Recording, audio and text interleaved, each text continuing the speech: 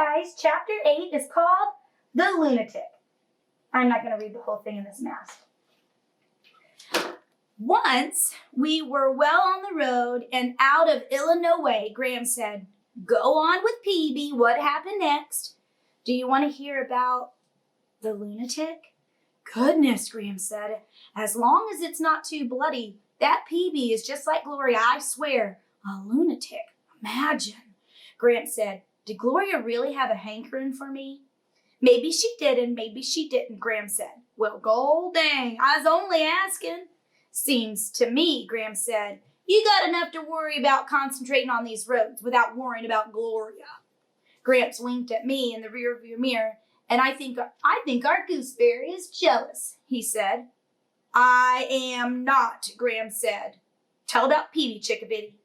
I did not want to hear Graham and Gramps get into a fight over Gloria, so I was happy to continue telling Phoebe's story.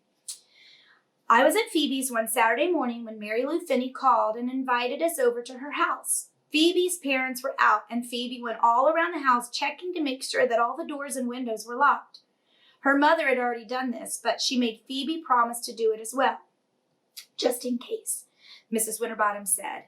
I was not sure just in case of what, but maybe in case someone had snuck in and opened all the windows and doors in the 15 minutes between the time she left and the time we did.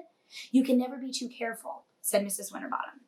The doorbell rang. Phoebe and I looked out the window. Standing on the porch was a young man who looked about 17 or 18, though I'm not as good at guessing people's ages as blind Mrs. Partridge is. The young man was wearing a black t-shirt and blue jeans, and his hands were stuffed into his pockets. He seemed nervous. "My mother hates it when strangers come to the door," Phoebe said. "She is convinced that any day one of them will burst into the house with a gun and turn out to be an escaped lunatic." "Oh, honestly, Phoebe," I said, "do you want me to answer the door?" Phoebe took a deep breath. "We'll do it together." She opened the door and said, "Hello," in a cool voice. "Is this 49 Gray Street?" the young man said. "Yes," Phoebe said. "So Mrs. Winterbottom lives here?" After Phoebe admitted that yes, it was the Winterbottom residence, she said, "Excuse me a moment, please," and she closed the door. "Sal, do you detect any signs of lunacy? There doesn't appear to be any place he could be hiding a gun. His jeans are really tight. Maybe he has a knife tucked into his sock." Phoebe could really be dramatic. "He isn't wearing any socks," I said. "Open the door again, Phoebe." The young man said, I want to see Mrs. Winterbottom. Is she here or what?" "Yes," Phoebe lied. The young man looked up and down the street. His hair was curly and mused, and there were bright pink circles on his cheeks. He wouldn't look us straight in the eye, but instead he kept glancing from left to right. "I want to talk to her," he said. "She can't come to the door right now," Phoebe said. I thought he might actually cry when Phoebe said that. He chewed on his lip and he blinked 3 or 4 times quickly. I'll wait." "Just a minute," Phoebe said, closing the door. She pretended to look for her mother. "Mom!"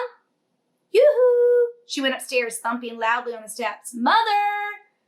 Phoebe and I returned to the door. He was still standing there with his hands in his pockets, staring mournfully at Phoebe's house. "That's strange," Phoebe said to him. "I thought she was here, but she must have gone out. There's a whole bunch of other people here, though," she added quickly. "Scads and scads of people, but no Mrs. Winterbottom." "Is Mrs. Winterbottom your mother?" he asked. "Yes.